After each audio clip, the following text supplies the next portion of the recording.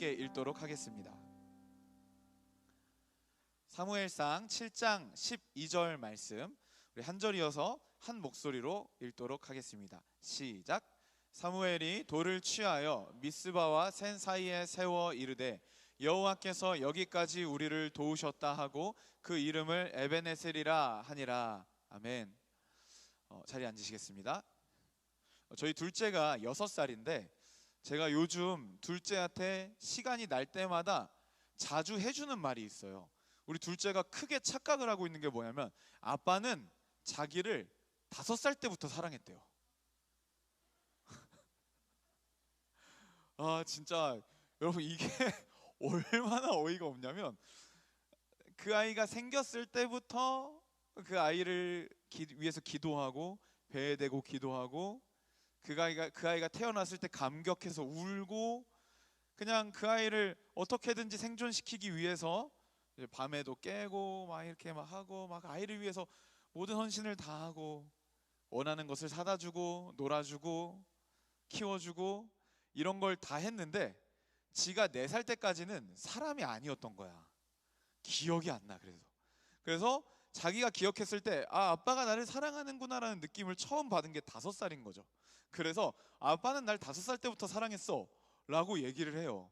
그래서 저는 이제 그게 그냥 보통 이제 평범한 아빠들, 속이 넓은 아빠들은 웃으면서 그래 아빠가 더 많이 사랑할게 하고 넘어갈 수 있겠지만 저는 진짜 속이 소주잔만 하거든요. 그래가지고 그냥 넘어갈 수 없어. 야, 그래서 인스타그램 딱 켜가지고 봐봐 이게 뱃속에 있는 네 사진이야. 그래서 이때부터 아빠가 널 위해 기도했어. 야 이거 봐봐.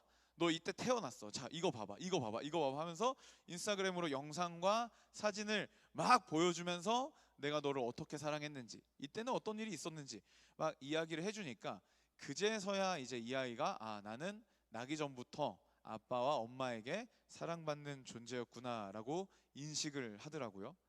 근데 진짜 좀 열이 받는 건 엄마는 언제부터 사랑했어? 그랬더니 엄마는 엄마 아기 때부터 자기를 사랑했대요. 기도가 필요합니다. 둘째 딸의 마음을 얻을 수 있도록 저도 포기하지 않을 테니 여러분 기도를 부탁드리겠습니다. 근데 우리도 많이 그런 것 같아요. 모태 신앙들은 조금 덜 할 수 있는데 좀 중간에 그냥 뭐 20살이 넘어서 예수님을 믿거나 아니면 모태 신앙인데도 좀 방황을 하다가 나중에 예수님을 만난 경우에는 좀 그렇게 많이들 느끼는 것 같아요. 하나님이 20살 때 나를 찾아오셨다. 하나님이 22살 때 나를 찾아오셨다. 뭐 이런 느낌을 받는 경우들이 참 많은 것 같아요. 그게 물론 우리 입장에선 그게 맞죠. 내가 20살 때 하나님을 인지했으니까. 근데 여러분 사실은요. 우리의 인생을 돌아보잖아요. 우리의 인생을 간증문으로 적어보잖아요. 진짜 말도 안 되게 하나님은 내가 날 때부터 나를 인도해 오셨어요. 하나님은 그때부터 예전부터 계속해서 나를 인도하시고 나를 붙드시고 나를 책임지고 계셨다라는 것을 알게 됩니다. 오늘 본문의 말씀은요 에벤에셀의 이야기입니다. 에벤에셀이라는 말은요 여호와께서 여기까지 우리를 도우셨다라는 말이에요. 여호와께서 여기까지 우리를 도우셨다.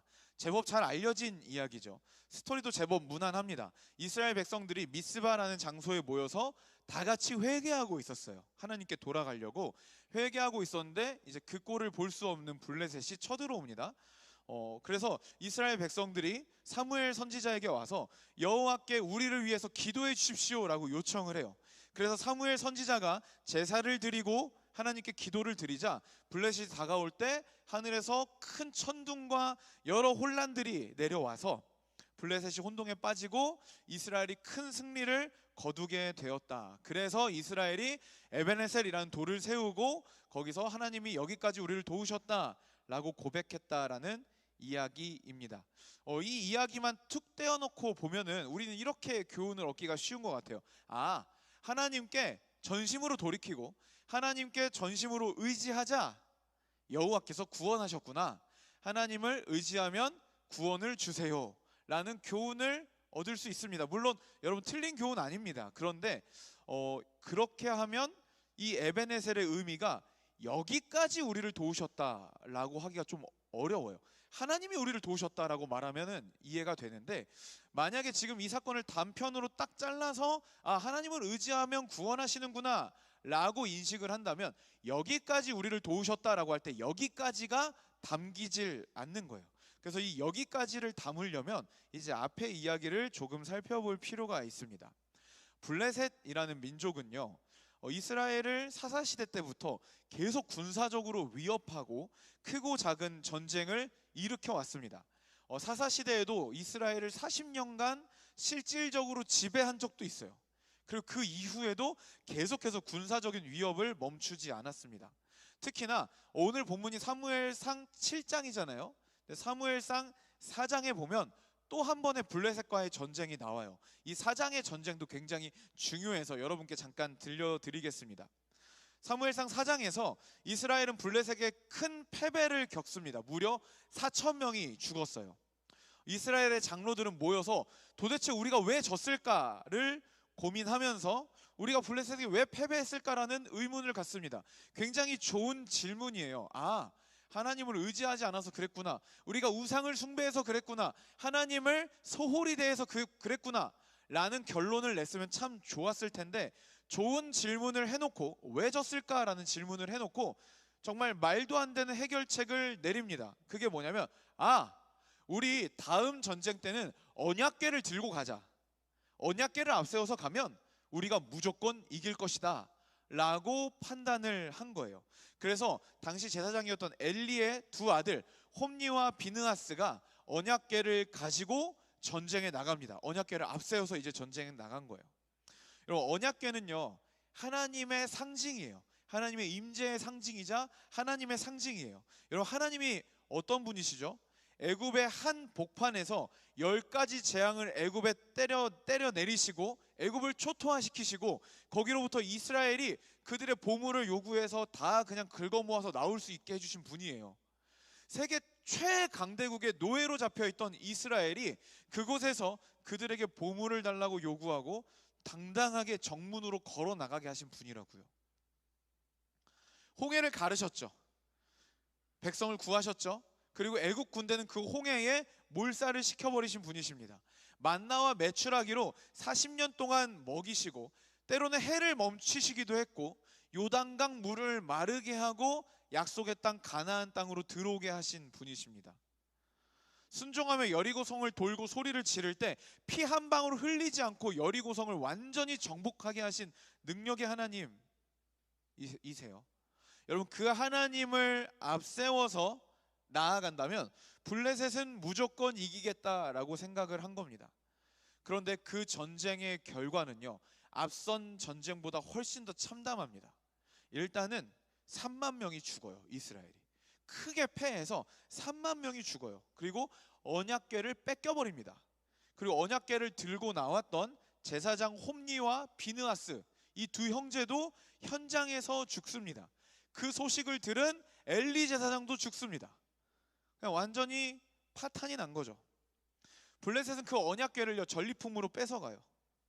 공교롭게도 여러분, 이 사건이 일어난 장소를 사무엘상 4장에 보면 어디라고 하고 있냐면 에벤에셀이다 라고 하고 있어요. 에벤에셀에서 일어난 참담한 패배였다라는 거죠. 블레셋은요, 그 언약궤를 뺏어서 자기들이 섬기고 있는 다곤이라는 신의 신전에 넣어뒀는데 아침에 자고 일어났더니 다곤 신 막 넘어가 있고, 그래서 다시 이렇게 세웠더니 그 다음에는 막 머리가 잘려져 있고, 그래서 언약궤를 갖다 놓은 다음부터 블레셋의 이상한 재앙들이 시작되는 거예요. 그래서 막 전염병이 돌고 블레셋이 난리가 납니다.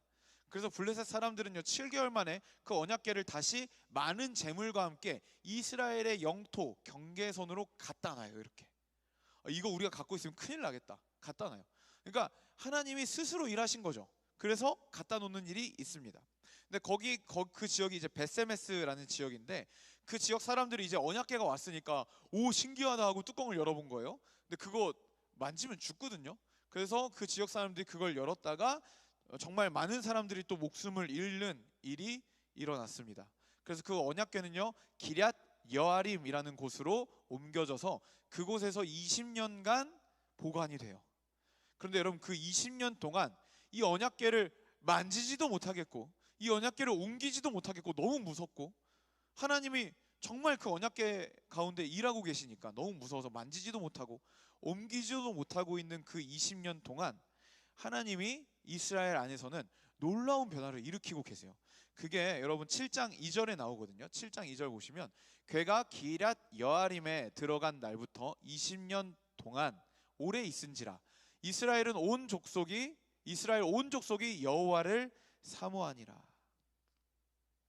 이스라엘은 하나님을 이용하려다가 자신들의 목적을 위해서 이용하려다가 참패를 당하고 언약궤를 뺏겼습니다.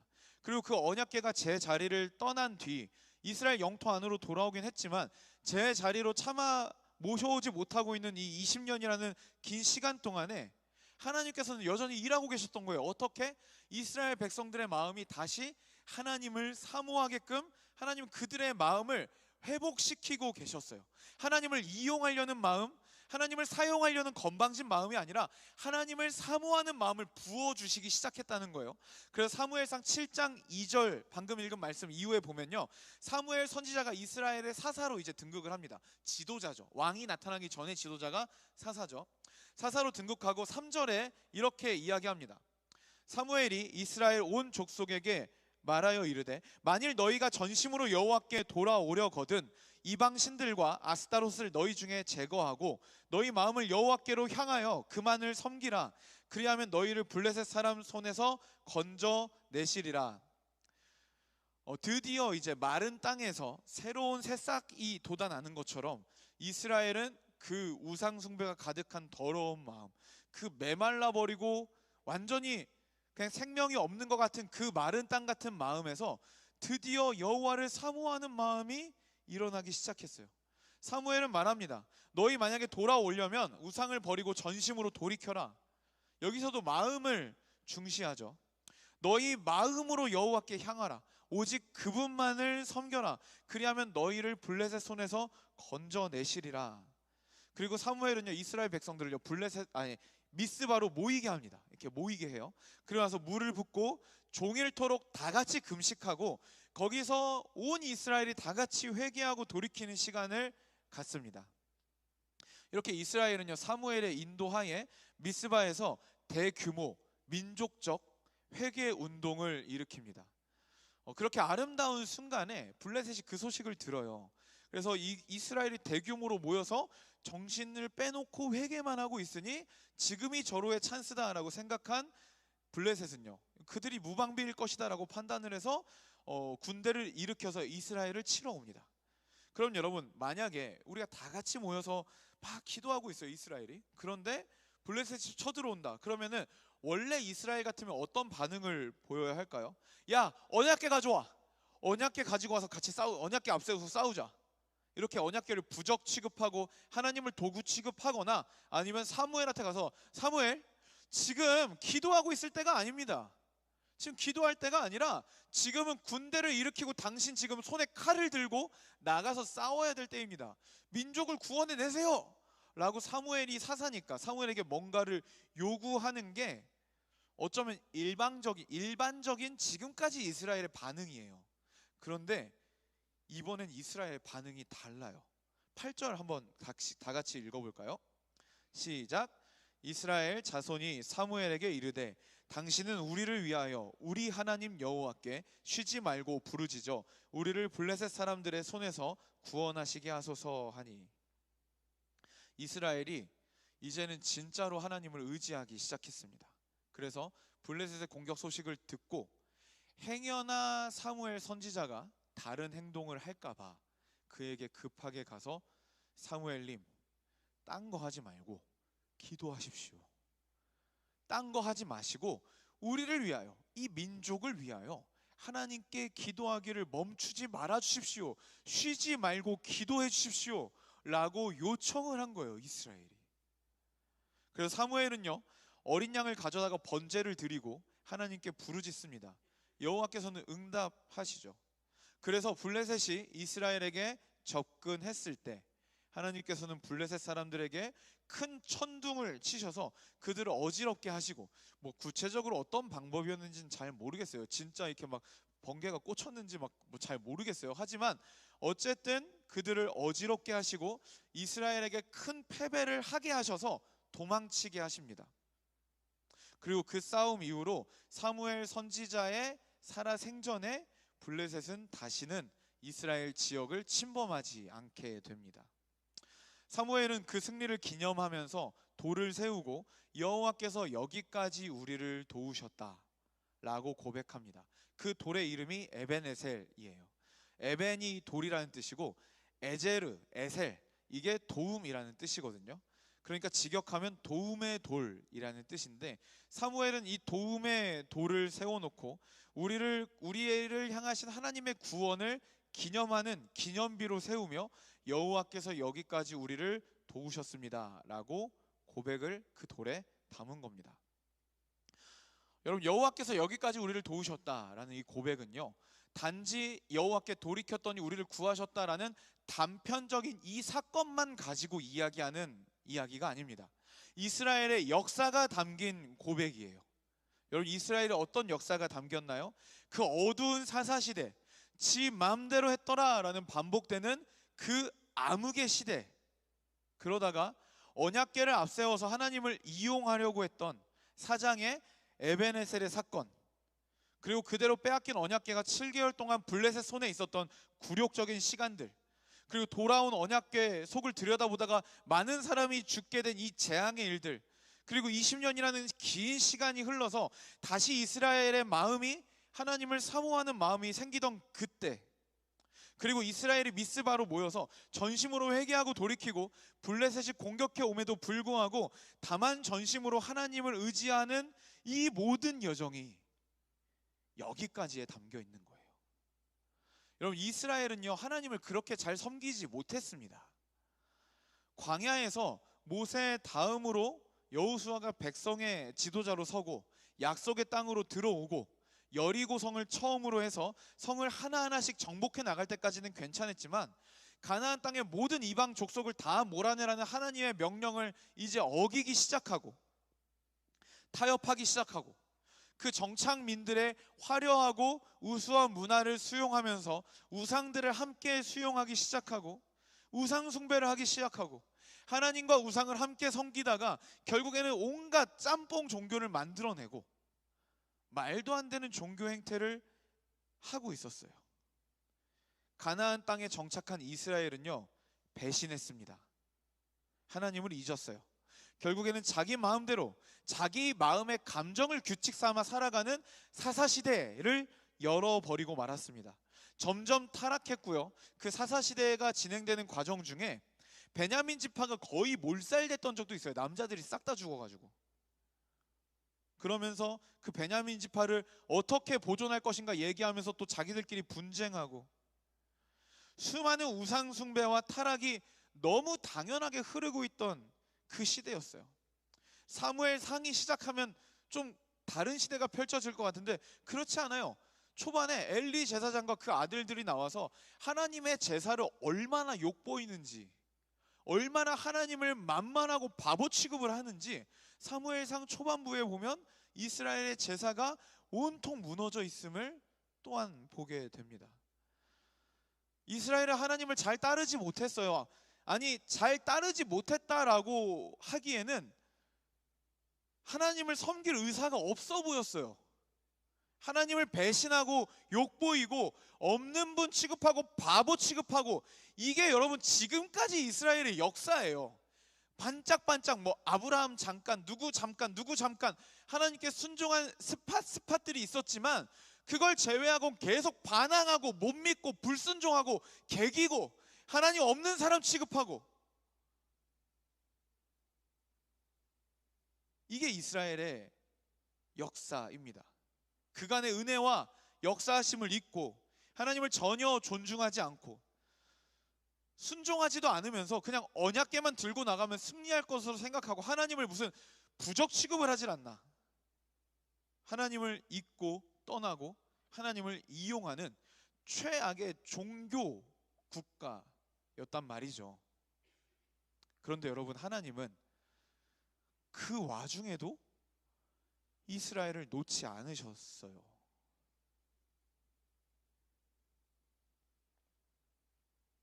그래서 온 이스라엘이 다시 하나님을 사모하게 된 거예요. 그리고 회개하고 돌이키게 된 겁니다. 블레셋이 또 쳐들어왔습니다. 4장에서도 블레셋과의 전쟁이고 7장에서도 전쟁인데 이스라엘의 반응은 완전 달라요. 4장에서는 하나님을 부적처럼 이용합니다. 근데 7장에서는요, 하나님을 의지해요. 하나님을 이용하는 것과 하나님을 의지하는 것은 다른 거예요. 하나님을 전심으로 의지합니다. 그분께 온 마음으로 의지합니다. 그리고 하나님은 그들을 구원하세요. 하나님이 여기까지 우리를 도우셨다라는 말은 그간의 불순종에도, 그리고 그간의 반항과 하나님에 대한 불신에도 불구하고 하나님이 우리를 포기하지 않으셨으며 우리가 돌이키고 엎드릴 때 여전히 우리를 도우셨다라는 고백입니다. 이게 에베네셀의 이야기예요. 여러분, 오늘 이 이야기를 묵상하면서 생각나는 사람이 있었어요. 바로 야곱입니다. 야곱은요, 지독하게 자아가 강한 사람이에요. 자기 뜻대로, 자기 능력과 자기 수완을 의지해서 살아가는 사람입니다. 그래서 형과 아버지를 속이고 그 장자의 축복을 빼앗아서 자기가 받죠. 그리고 나서 화난 형이 자기를 죽일 것 같으니까 삼촌의 집으로 도망가요. 그곳에서 삼촌의 괴롭힘이 있긴 했지만 그곳에서도 자신의 수완을 의지해서 그래도 자기가 얻어내고 싶은 것들을 다 얻어냅니다. 그런데 그렇게 잘 늙어갈 것 같았던 야곱의 인생에도 이제는 삼촌을 떠나서 고향으로 돌아가야 하는 때가 찾아옵니다. 돌아갈 때도 야곱은요, 자기 꾀를 써요. 돌아가면 누가 있죠? 에서가 있죠. 에서는 자기를 죽이려고 했잖아요. 근데 그때도 자기 꾀를 써요. 가축을 세 떼로 나눠요. 그래서 하인들과 같이 새 묶음으로 보냅니다. 그래서 에서를 만나면 이거 야곱 건데 당신에게 대한 선물입니다. 그래서 여러분, 너무 이렇게 간교하지 않아요? 세 번을 선물을 받으면 에서가 좀 마음이 누그러지지 않을까라고 생각을 한 거예요. 그래서 그런 꾀를 쓰고 그 다음에 가족들까지 다 건너 보냅니다. 그리고 지가 얼마나 소중했으면, 내가 나를 얼마나 소중하게 생각했으면 가족들까지 다 보내고 자기 혼자 강을 건너지 않고 있어요. 그냥 이렇게. 그렇게 밤에 심란한 마음으로 그곳에 있는데 하나님이 야곱을 찾아오십니다. 야곱은 하나님인 줄 몰랐지만 하나님은 그곳에 야곱을 찾아오셔서 야곱과 씨름을 하세요. 약간 여기서 좀 웃기죠? 하지만 씨름을 하십니다. 밤새도록 씨름을 해요. 이 씨름은요, 이 밤새도록 한 씨름은 야곱의 인생을 요약해 놓은 거예요. 이 씨름에서 야곱은요, 지지 않으려고 자기 힘으로 낑낑거리고 싸웁니다. 자기 힘으로 어찌 해보려고 밤새도록 씨름을 해요. 여러분, 씨름 해봤어요? 씨름 있잖아요. 한 2, 3분 지나가잖아요. 그럼 보통 어떻게 되냐면 서로 삿발을 놔요. 그리고 약간 비겼어 그만하자, 힘들어. 그치 성재야, 2, 3분 넘기기 힘들잖아. 맞지? 성재가 씨름부였거든요. 비밀이었어? 아니지? 아무튼 여러분, 성재 무서운 사람입니다. 네, 아무튼 그래서 2, 3분이 지나면 삿발을 놓고 이제 그만하자 이렇게 돼요. 근데 야곱이 얼마나 자아가 강하고 얼마나 자기 힘으로 목표를 이루어내는 그 마음이 강력했으면 밤이 새도록 하나님 삿발을 잡고 막 레슬링을 하고 있는 거예요. 막 여기서. 그때 이제 해가 뜨려고 하니까 하나님께서 야곱의 고관절을 치십니다. 허벅지 관절을 치셨다고 하는데 어딘지 정확하게 모르겠어요. 근데 여러분, 보통 약간 허벅지나 이런 데 관절이 나가면요, 하체의 힘이 이제 무너져요. 하체가 무너지죠. 그럼 여러분, 이렇게 하체 이렇게 하고 있다가 하체가 무너지면 어떻게 돼요? 그냥 매달려 있는 게 되겠죠. 상대방에게. 그렇죠. 상대방에게 이렇게 매달려 있고 하체는 축 늘어지겠죠. 그런 상황이 됩니다. 그러자 이제 하나님 말씀하시죠. 날이 밝는다. 나 이제 가야 된다. 그러니까 야곱이 뭐라 그러냐면 이제서야 하나님을 의지해요. 여태까지는 자기 힘으로 내가 이기고 축복을 내가 차지하겠다 막 이러고 있다가 이제는 쭉 늘어진 채로 하나님께 매달립니다. 매달려서 뭐라고 하냐면 하나님인지 몰랐으니까 당신이 나를 축복해주지 않으면 나는 이거 못 놉니다. 하체가 무너진 상태로 하나님을 꽉 붙잡고 이거 놓으면 난 죽는다라는 간절함으로 하나님, 당신이 은혜를 주시지 않으면 나는 살 수 없습니다 라는 고백을 드디어 뱉어내기 시작한 거예요. 하나님께서는 그에게 어떤 축복을 주셨죠? 너의 이름은 이제 야곱이 아니라 이스라엘이다. 이스라엘의 뜻이 뭐예요? 하나님과 싸워 이겼다잖아요. 근데 여기서 이제 저같이 극T의 사람들은 의문을 갖습니다. 야곱이 졌잖아 라고 생각을 해요. 근데 어떤 사람들은 뭐라고 하냐면, 씨름에서 가격을 했으니 반칙패다 하나님이 얘기하는데, 이게 정확하게 씨름은 아니에요. 약간 레슬링이기도 하고 이게 반칙이 아닌 경기예요, 여튼. 근데 누가 봐도 야곱이 매달려 있고 야곱이 진 상황인데 이스라엘이라고 이름을 바꿔주시고 하나님을 이겼다 라고 선언을 해주시는 거예요. 이게 도대체 무슨 의미인가? 이게 바로 이스라엘에게 약속하신 하나님의 어마무지한 은혜입니다. 이게 뭐냐면, 야곱아, 네가 나에게 항복할 때, 너가 항복하고 나를 전심으로 의지할 때 나는 언제든지 너에게 져주겠다. 여기서 져준다는 의미를 잘 받아들여야 돼요. 져준다는 게 그냥 내가 졌어 이게 아니라, 여러분 그 부모님과의 관계 속에서 부모님이 자녀가 큰 잘못을 하면 노여움을 품고 있을 때가 있죠. 그런데 자녀가 아빠 잘못했어, 아빠 잘못했어, 엄마 잘못했어, 엄마 잘못했어 계속하면 언젠간 그 부모님의 노여움이 풀리고 다시 은혜와 긍휼을 베푸는 부모님으로 돌아와요. 그쵸? 니네는 부모님한테 잘못도 안 하고 살았니? 이런 경험 다 있죠? 엄마가 완전 차가워졌다가 내가 빌고 또 빌었을 때 엄마가 알았어 그만해 밥이나 먹자 하고 따뜻한 밥을 차려주시는 그런 기억들, 그걸 져준다라고 표현한 겁니다. 그게 져준 거예요.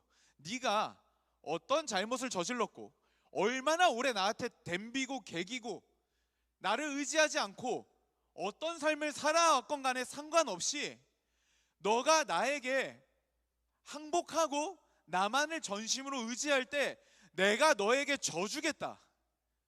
너가 항복하고 나만을 전심으로 의지하면 나는 언제 그랬냐는 듯이 너에게 마음을 풀고 너에게 다시 사랑과 은혜를 베푸는 하나님이 되겠다. 아버지가 되겠다. 라는 약속이 이 이스라엘입니다. 그 야곱의 후손인 실제 이 이스라엘 민족도요, 하나님 의지 안 했습니다. 잘 섬기지 않았어요. 우상을 엄청나게 섬기고 하나님이 싫어하고 하지 말라는 짓만 골라서 했다고요. 그런데 하나님 약속하셨잖아요. 이스라엘, 너가 돌이키고 다시 나만을 전심으로 의지하면 나는 여전히 너를 돕고 긍휼히 여기겠다. 너에게 져주겠다. 하나님이 위대하신 분이시잖아요.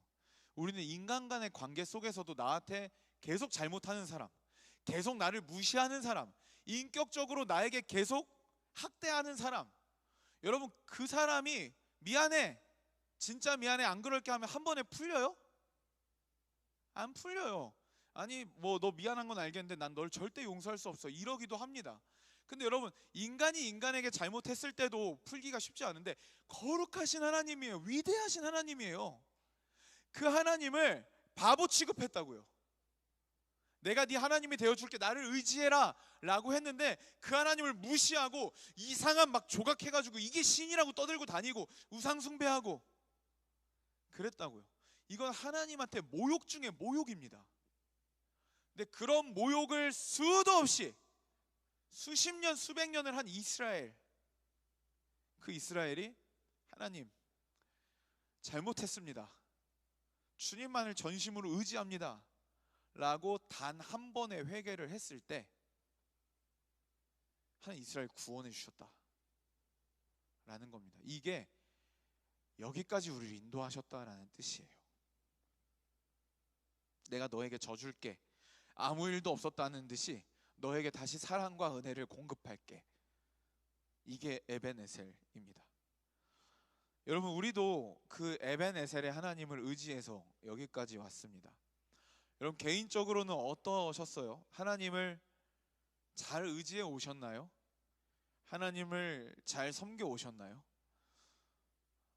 모르겠어요. 저는 하나님을 부인했던 적도 있고 하나님이 없다고 교회 잘 다니는 애들한테 설득하고 그 아이가 교회를 떠나는 걸 보면서 보람을 느낀 적도 있는 정말 죄인 중에 괴수입니다. 하나님에게 해서는 안 된 말도 많이 했고요. 하나님을 이용하기도 했고, 하나님을 떠나서 살기도 했고, 그분을 믿고 따르기로 결정한 뒤에도 전 그렇게 잘 따르지 못했어요. 때로는 교만했고, 굉장히 많은 순간 교만했고요. 그렇지 않은 순간에는 그분을 이용해서 나의 만족과 유익을 추구할 때가 진짜 많았던 것 같아요. 여러분은 어떠세요? 여러분은 어떠세요? 저를 정죄할 수 있는 분이 계신가요? 우리 다 비슷하지 않아요? 근데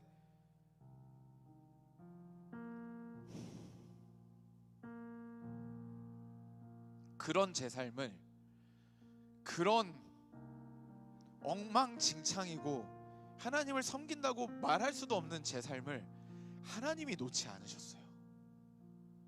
하나님은 계속 나를 붙들고 내 마음을 돌이킬 수 있도록 도와주셨어요.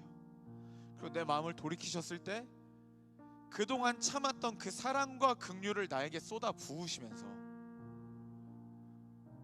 여전히 나의 도움이심을 확인시켜 주셨습니다.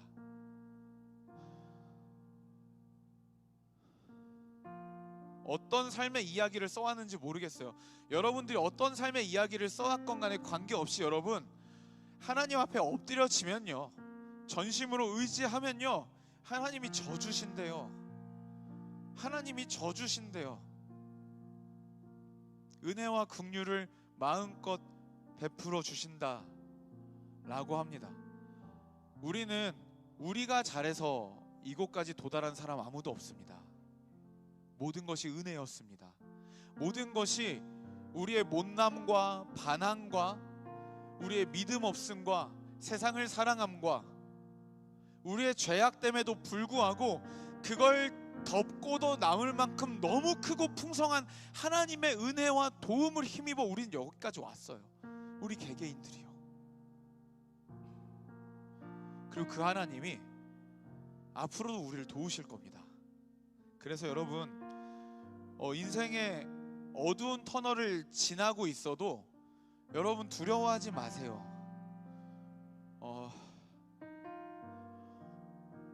어두운 시간을 보내는 건 참 힘들고 고된 일입니다.